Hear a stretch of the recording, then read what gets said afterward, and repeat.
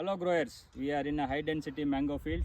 You see here the row to row is 10 feet and plant to plant is 12 feet. It is on a raised bed and also with a drip, with a drip.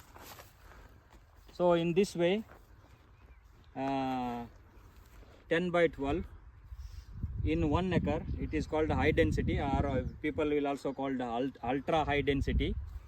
You can see high density on a raised bed.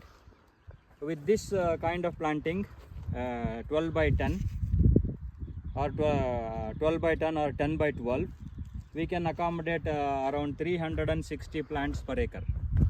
So, and once the it starts side shoot, the side shoots are just started. This is last year planted, and next year it will have a bearing. That means 2026 February, March, this will have a bearing. And then when the canopy develops, then we start pruning. So with this ultra high density mangoes, the varieties like Alfonso, many other varieties like himampasand, Banganpalli, and many varieties now, people who are going with a drip are planning for ultra high density mango cultivation. You can see here nice raised bed and with ultra high density of mango. One good thing is that most of the varieties with this processing varieties for table purpose, we are high value varieties. People are opting for a high density there where abundant water is available. And one important thing is that we have to give not to give the water during the flowering season. So once, if you see, the flowering season starts around December 21st, December 3rd week onwards, the flowering starts December, January, February, and then February 2nd week we have early fruiting. Till fruiting happens, not to give too much of water to the plants. That's a period a plant need a dry climate, and then it does not need much water. And once the fruit is set, then we should start giving the water. And then once the fruits are become small cricket ball size, then we can also add calcium and boron.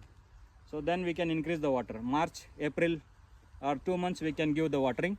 Avoid watering in the months like December, January and February till the fruit set, early fruit set. You see the sprouting is also happening with the drip and mulch. And earlier people used to plant only in June, July, the planting season. Now with the drip and mulch we can plant any month. So better to plant June, July. It's because that's the period where the plant gets good amount of time for the acclimatization. Temperatures are warm, pretty much okay for this, and plant will acclimatize. So avoid planting in October, November, because that's the period where the sprouts will not happen. So there will be a delay. So now you see it's just sprouting. The sprouts are happening.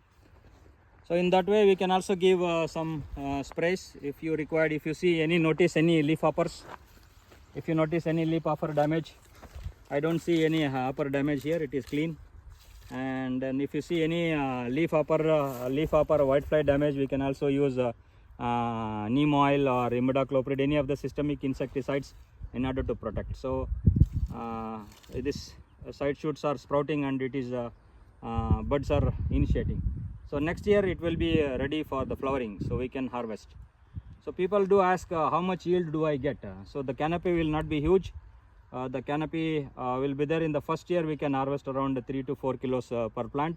And then with the high density, the advantage is once the canopy becomes very big, we can take out one after the other plants. So alternative removal of a plant can also be done. We can remove once the canopies become big, or else we can remove the entire this row and make even wider. So in after 10-12 years, 360 will become 240. We can keep on reducing the number of trees. So some people also go for very high ultra density. They will go up to 600 plants per acre. In this year it is around 360 plants per acre. So this is about high density or ultra high density mango. Thank you.